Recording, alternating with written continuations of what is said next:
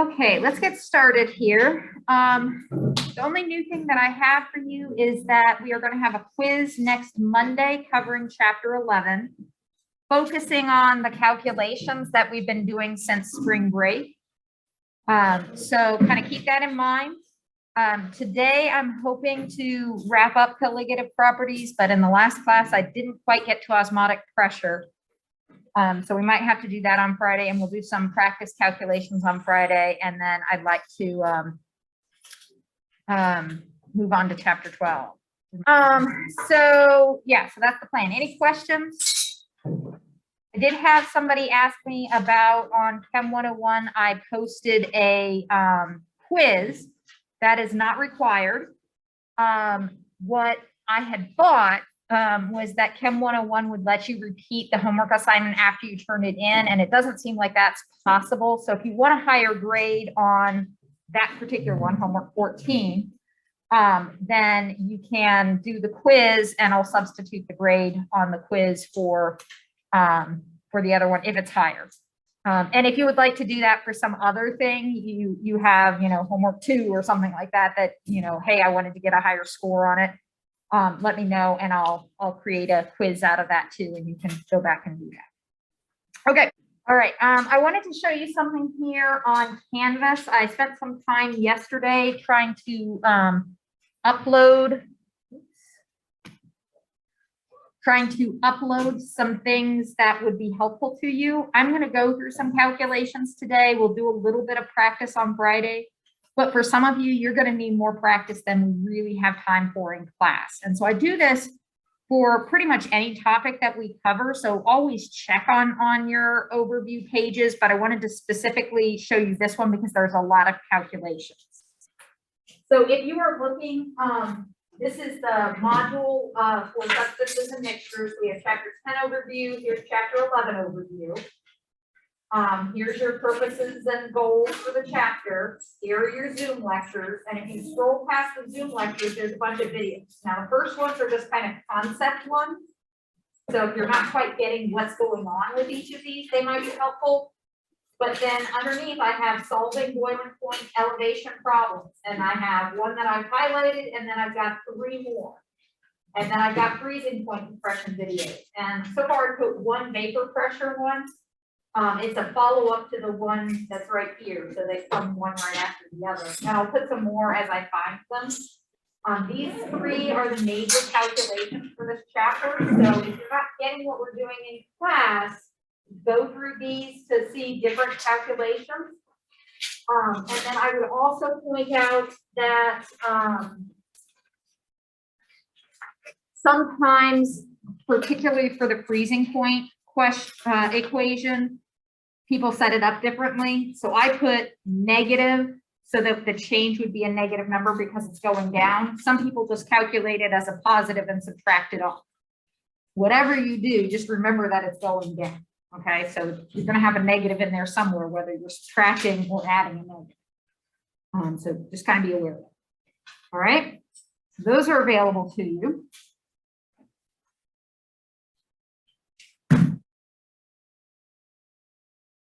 I'm not going to stay on this screen very long. This is basically what we talked about on Monday, the definition of colligative properties. I'll post this on Canvas so you can look at it in more detail.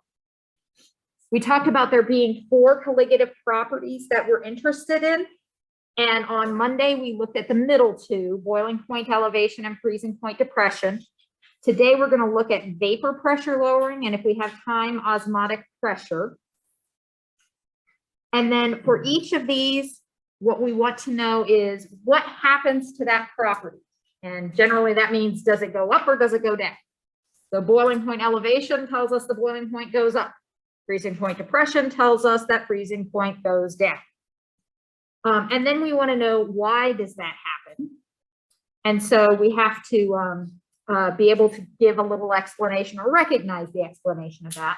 And then finally, calculate those changes. Now, the only changes that we're going to calculate are for the first 3. So I'm going to flip back here for just a second. For the 2 that we did on Monday plus vapor pressure. So osmotic pressure, you don't need to do any calculations. All right, so those are the things you need to know about each of these, and that's what I'm going to be focusing on for Monday's quiz.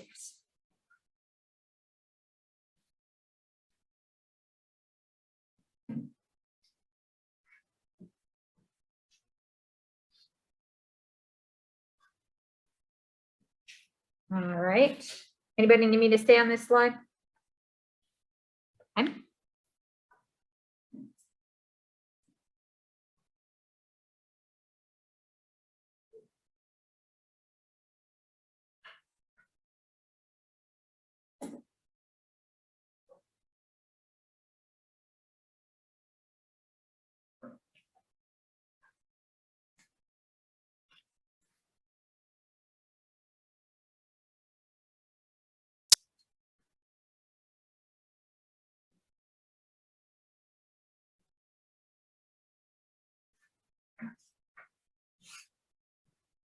So for each thing, we're going to have to calculate the concentration of whatever our solute is. And so we have different concentration units. So we've looked at these before. We have molarity, which is what we normally use in lab. It's easy to measure when we're making a solution. We have mass percent. So sometimes this is called weight by weight percent. Very similar to volume by volume percent. You saw that a little bit in your homework assignment. And then we have mole fractions. Now, a lot of people forget the symbol for mole fraction.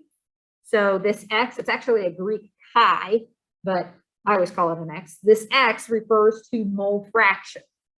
So when you're taking your quiz and I gave you the equations, just remember that that's what that stands for.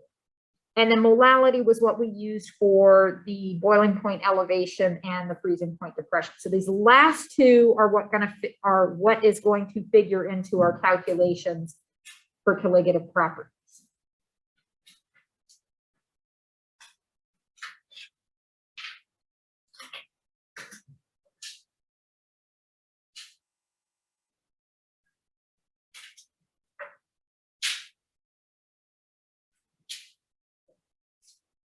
All right, so we didn't have a chance to talk about vapor pressure lowering on Monday. We did talk a little bit about why it happens in connection with boiling point, but we're going to go through this a little bit more slowly now. So when we add a non-volatile solute to a pure solvent, it lowers the solvent's vapor pressure. So that's its definition. What do we mean by non-volatile? So something that really doesn't have a vapor pressure on its own, like salt doesn't really have a vapor pressure on its own. So this is usually going to be solids. It might include things like very viscous liquids, like glycerol or honey, things like that. When we have a volatile liquid like ethanol, it kind of changes the story a little bit and we have to use slightly different equations. So we're going to just work with non-volatile, keep it nice and simple. So the result of vapor pressure lowering is that the solvent in a solution evaporates more slowly than the pure solvent would.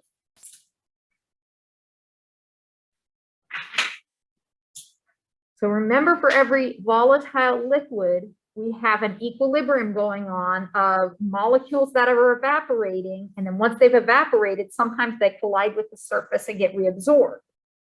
If we slow down the rate of evaporating, but not the collision rate, then we end up having a lower vapor pressure. Okay, so vapor pressure lowering is a colligative property. And we symbolize it with delta P, just like we use delta T for the change in temperature. This is the change in pressure.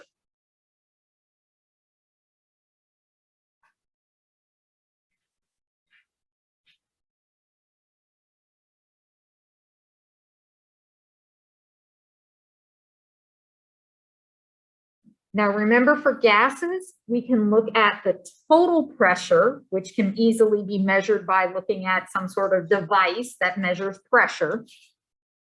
Or we can measure the partial pressure of each individual gas. So all of our atmosphere is made of nitrogen and oxygen and argon and carbon dioxide and water. But if we were looking at the vapor pressure of water over a lake, we would only be looking at the partial pressure of the water. It wouldn't matter what the pressures of everything else were. It doesn't matter what the barometric pressure is that day. It doesn't matter, other things like that. We just are interested in that partial pressure. So sometimes we'll just say pressure for shorthand, but you'll also hear partial pressure. Okay, so we talked about why this would happen. We have in a pure solvent, pure water on the left-hand side there, the whole surface is made up of water molecules, and so all of the surface can evaporate. But in an aqueous solution, those dark purple balls or circles, they can't evaporate. Remember, they're non-volatile. Okay, so there are fewer water molecules at the surface, so there's slower evaporation rate. Okay. So again, we have an equilibrium between the liquid and the gas. That's what that double arrow means between the word liquid and gas, is that we constantly have some molecules evaporating at the same rate that some are collecting and being reabsorbed, condensing. Okay. But because I have a slower rate of the evaporation, then there are fewer, I meant to change this, it should say fewer solvent molecules in the gas phase.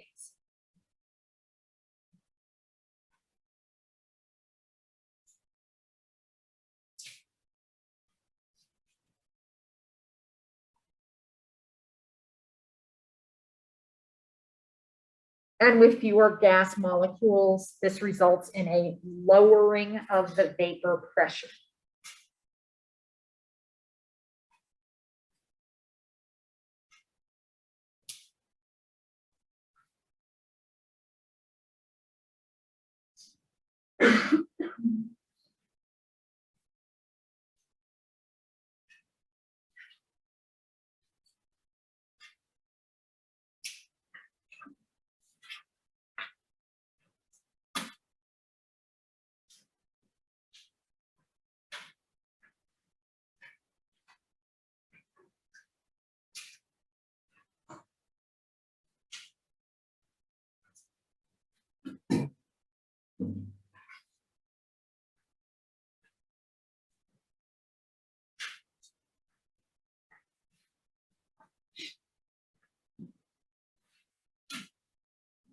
Okay, so the next few slides deal with boiling point elevation and freezing point depression. I'm going to skip over those because we did those the other day. I did want to stop at, where was I? Here. Just as a reminder, an example or an application of the freezing point depression is adding salt to the roads. Does salt warm up the ice? No, because remember, this is a freezing point depression. Something is getting lower. So it's not that we're warming up the ice. It's that as we dissolve a little bit of the salt into the water, that the temperature at which the water freezes is lower. So if it's 28 degrees outside instead of 32 degrees outside, we would expect water to be a solid.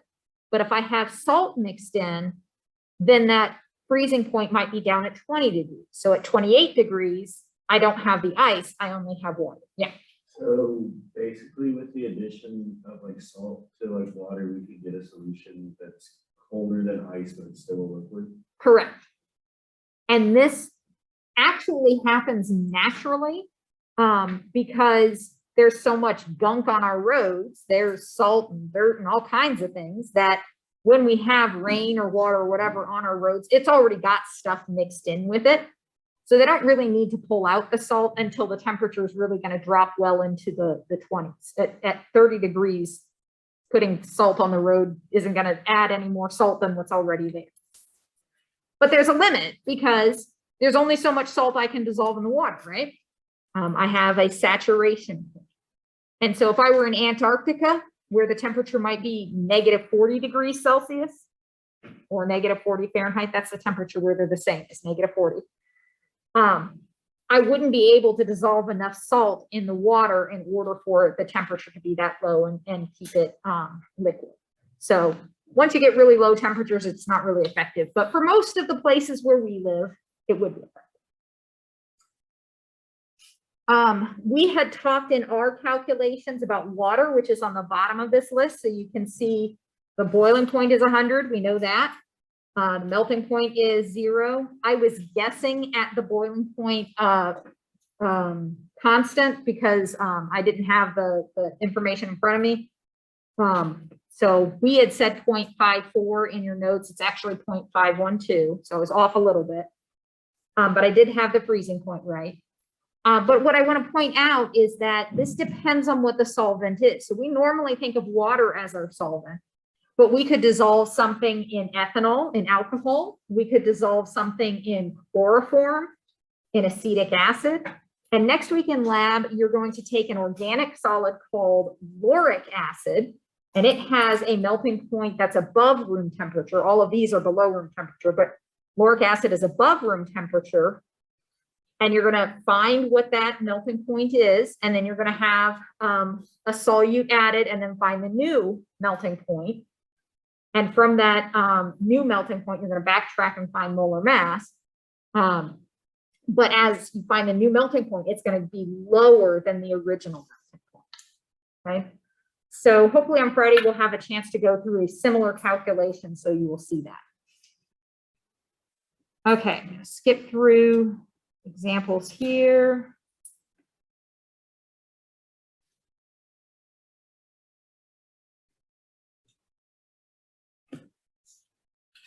Okay.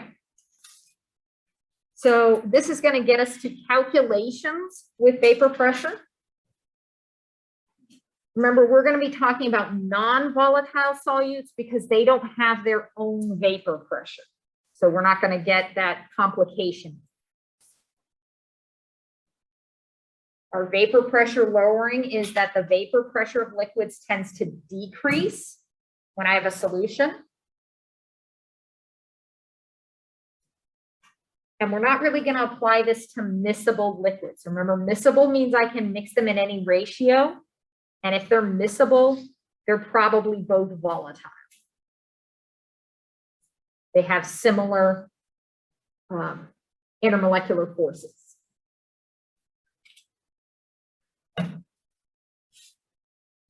So one way to calculate this is to go directly to the change in vapor pressure, which is the difference between, well, this kind of looks like I'm saying the difference between two of the same thing, P solvent and P solvent. But the first one has a 0. Any idea what that little O means?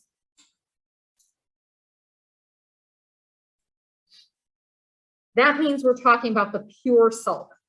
Okay, sometimes people will use an asterisk instead of a circle. You'll see it both ways. So the little circle or the little asterisk means that's the vapor pressure of my pure solvent. That's something that's been studied and we can look up on a table. Last fall, you had a couple of experiments with gas laws where you collected a gas over water. And when you were doing your calculations, you had to look up the vapor pressure of water and subtract that out, okay? So that table of vapor pressure of water is what this P0 is referring to for water. If we have a different solvent, it would be different. All right, and so we're looking at the difference between the pure solvent and having something that is a solution. So this just gives us the amount that it changes, and it's similar to that delta T that we were finding on Monday. Oops. Thought I had one more line.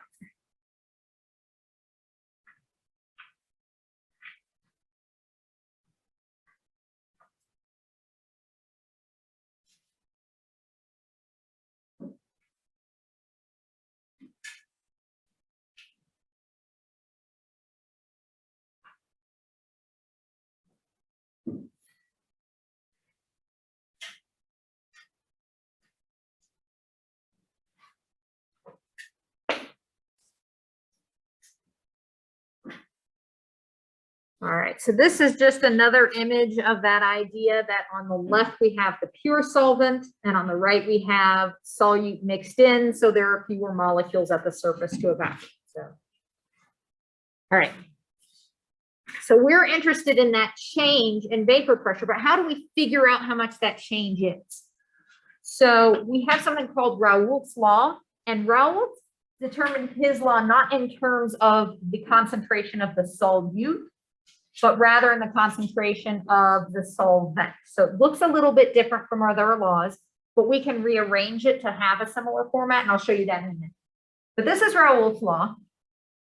So P solvent, that's the pressure of the solution. It's the new lower pressure. That's equal to X solvent times P0 solvent. Remember, P0 is the pure solvent. What was X again?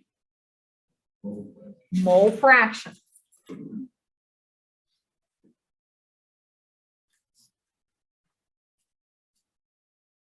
So we kind of have to pay attention on this one, because if there's no delta, everything is in terms of the solvent. If there is a delta, then it's in terms of the solute. Okay, so in this case, Raoult's law is written only in terms of the solvent. But keep in mind that you're used to thinking of it in terms of the solute. And we're going to go through a problem looking at it both ways.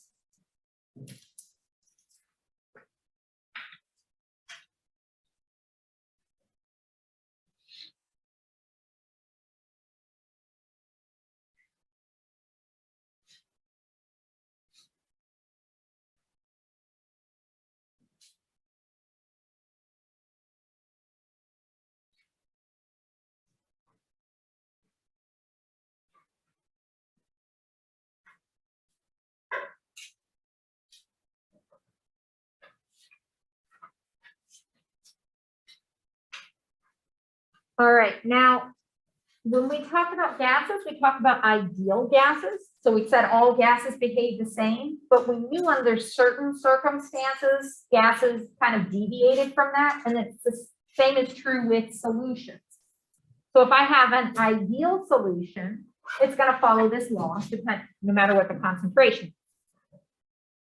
Well, if you think back to ideal gases, the idea of an ideal gas was that it was at low pressure, meaning the molecules were really far apart. Okay, so we're going to have something similar for solutions. An ideal solution has the solute molecules really far apart. So what does that tell us about the concentration? Is it a high concentration or low concentration? Low concentration. Okay, so ideal solutions are very dilute. So this is kind of a oxymoron statement here. If it's an ideal solution, it doesn't matter what the concentration is, but it's only ideal if it's dilute. That's chemistry. We're going to pretend everything's ideal. Just be aware that, like with other things, if you get farther away from ideal, your answer gets a little sketchy. It's not going to be way off, just a little sketchy.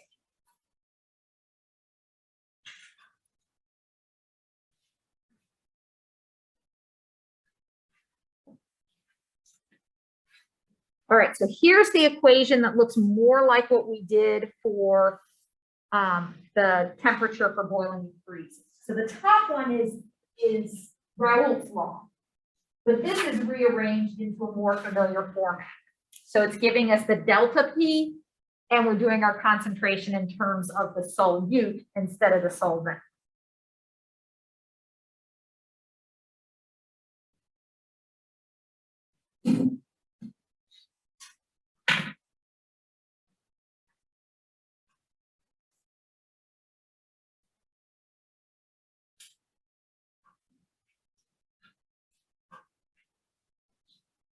All right, anyone still need this?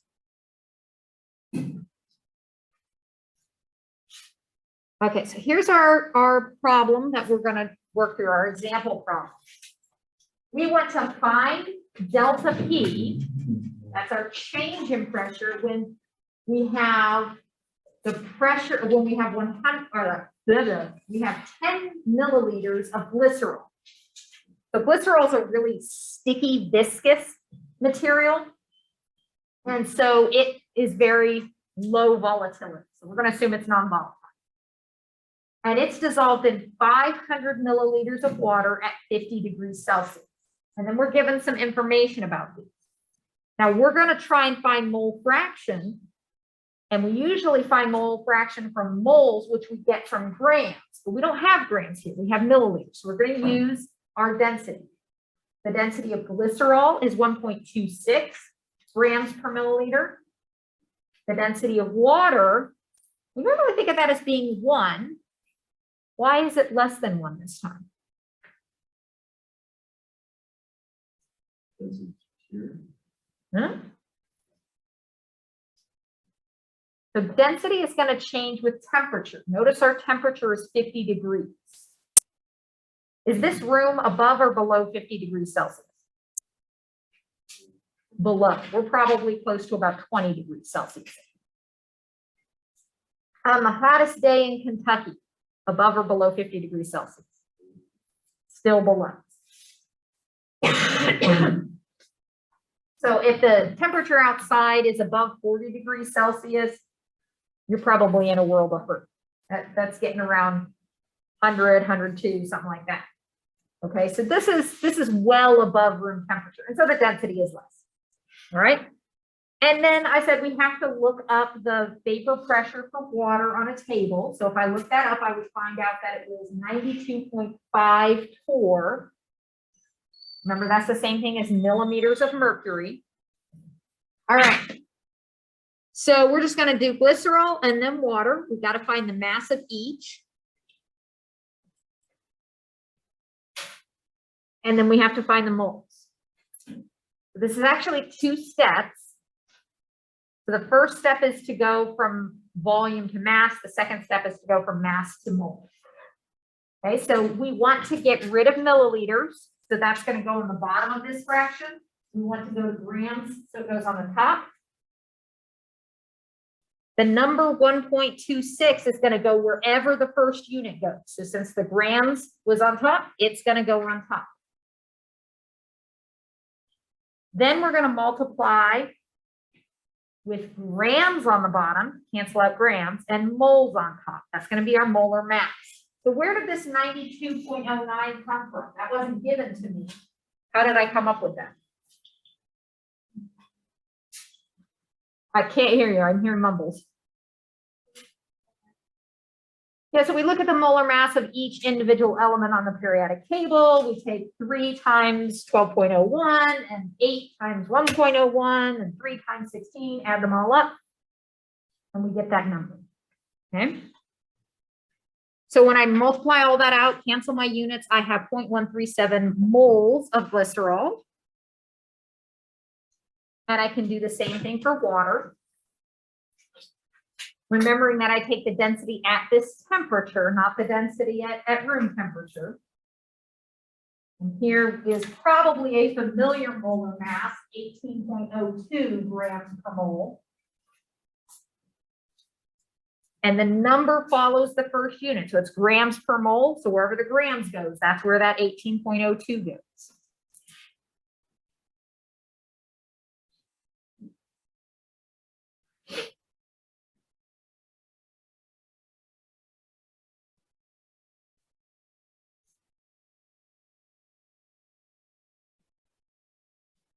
So if I'm doing the mole fraction for the water, what number is going to go on top?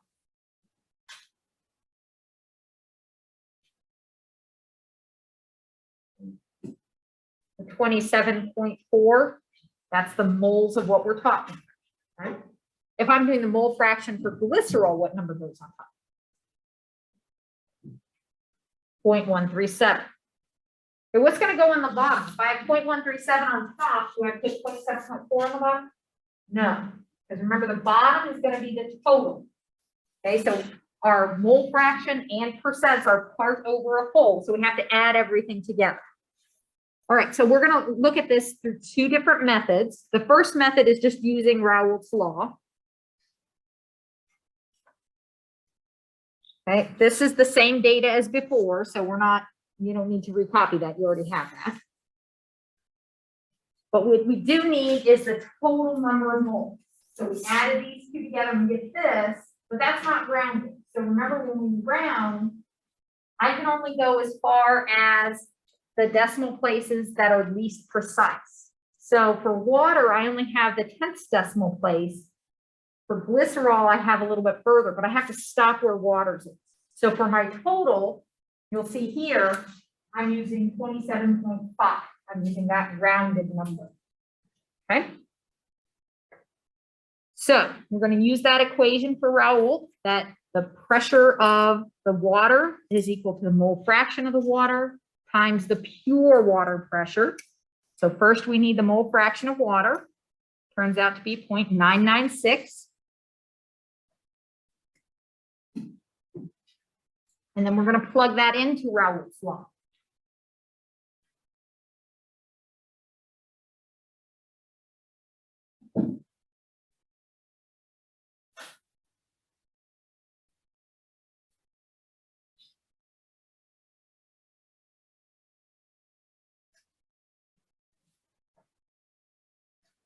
All right, so when I plug that in, I get 92.1. I should have said torr there. We should keep our units.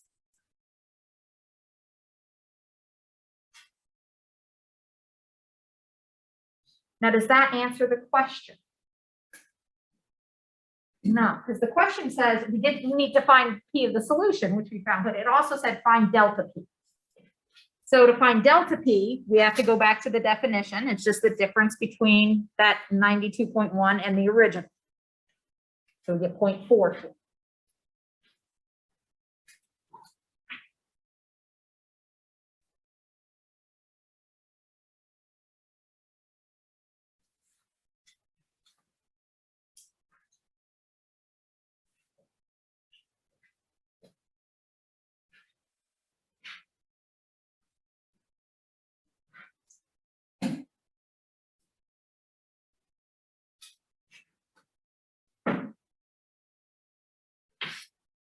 All right, so that's one method of doing this.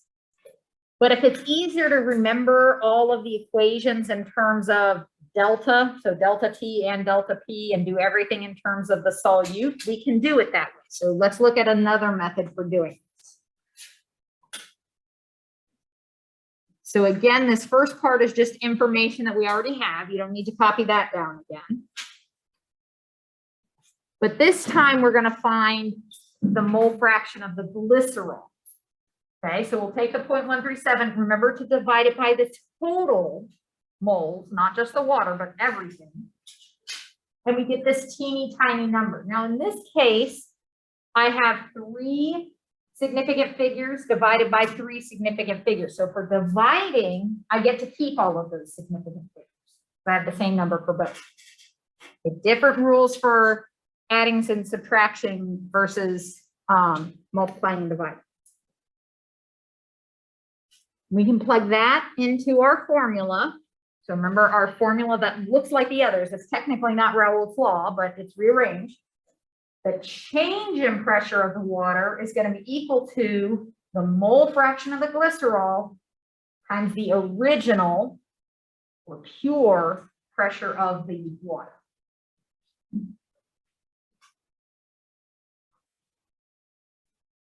And again, since I'm multiplying, I get to keep all my digits this time. Last time I had to shrink down to 0.4. This time I get to keep them all. And so this gives us a slightly different answer. Now this answers the first part, change in pressure, but we also want to know what the final pressure is. So we're going to subtract that from our original. And this time we get a slightly different answer. Okay. 92 torr instead of 92.1.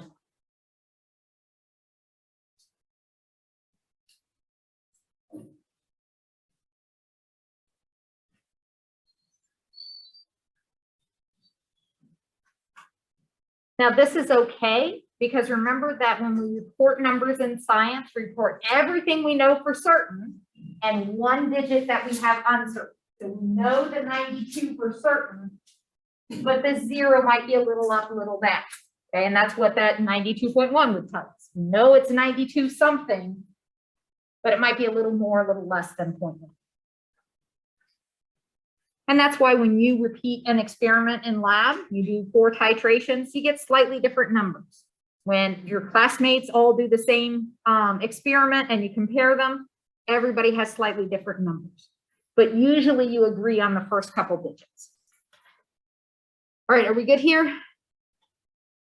Okay, so I want to talk about osmotic pressure.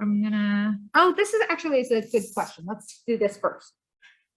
So remember that for colligative properties, it matters not just what the concentration of the formula is, but also the particles, right? And so if I have an electrolyte, especially in water, and it divides into different particles, then I have to pay attention to what those different are, how many different particles I have.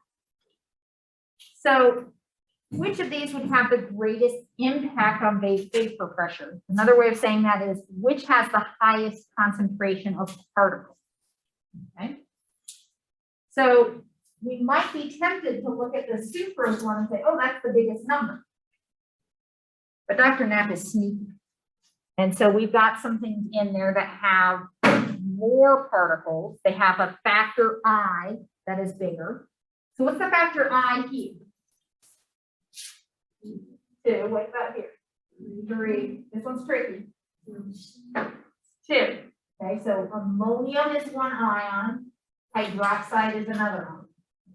Okay, so since this has a factor of 3, I'm going to check that one out first. So 3 times 0.2 is going to give me 0.6. And so that's going to be higher than the sucrose. And if you go through on the others, they end up being either 0.46 or 0.40. So the magnesium chloride happens to be the highest one. And it's for that reason that sometimes salt on the road, instead of using sodium chloride, sometimes they'll use magnesium chloride or calcium chloride because you get more ions in for the same concentration.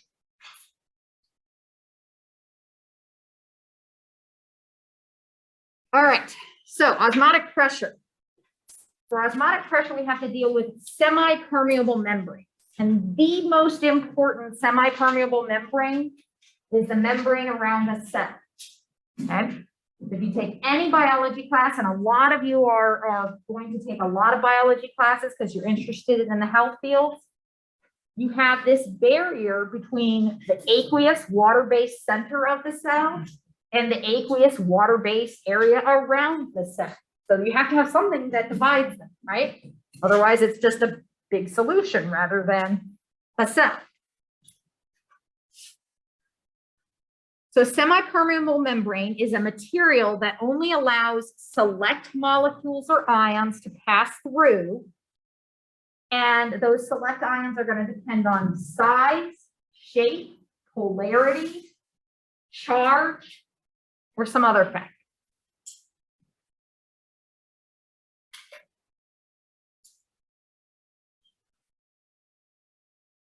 So in cell membranes, they have a what they call a lipid bilayer or phospholipid bilayer.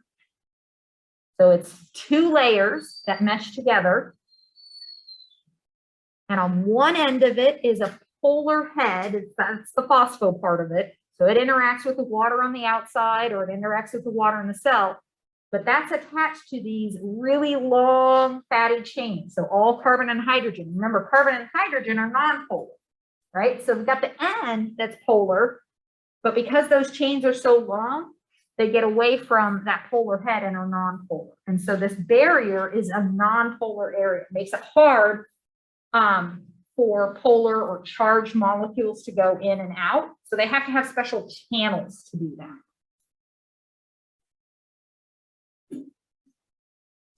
All right, so consider a semi-permeable membrane that only allows solvent molecules, water, for example, to permeate and not the solute.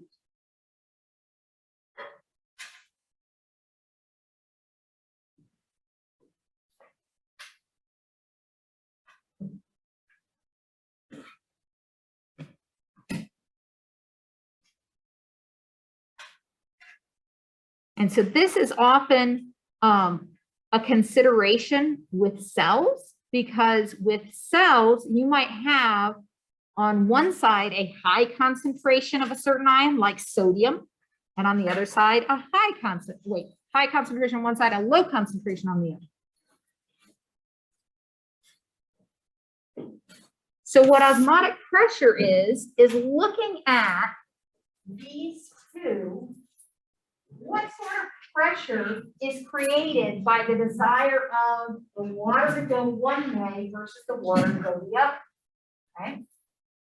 And basically, we're trying to get to an equal scenario where we have the same concentration on both sides, but we can't get the salt over it. So we're never going to get to equal, but what we're going to do is keep pushing water over there and making it more and more dilute. But at some point, the pressure on the saltwater side is going to be so great that we can't keep pushing. Okay. And so that pressure, and this is the water's trying to go that way, a little bit's going to go back. And the difference in those is the osmotic pressure. And this is more words saying the same thing. Okay. Whoops, went the wrong way. All right, so this difference here in type corresponds to a difference in pressure. This is the pressure that is required to get water to go in the opposite direction. All right, no calculations with this one, just the idea that we're crossing a semi-permeable membrane, trying to get the solvent to dilute the solution. All right, questions? Okay, I will see you on Friday. And Josiah, if you don't have any questions, you are free to go.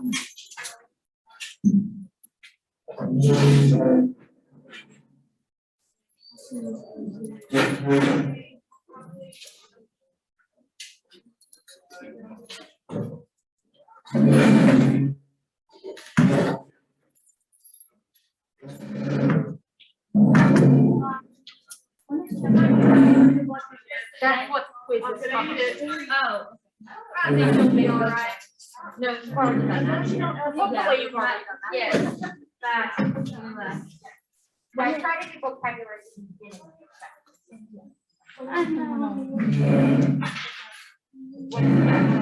What does it do? Oh, I don't have anything. posted. Oh, okay.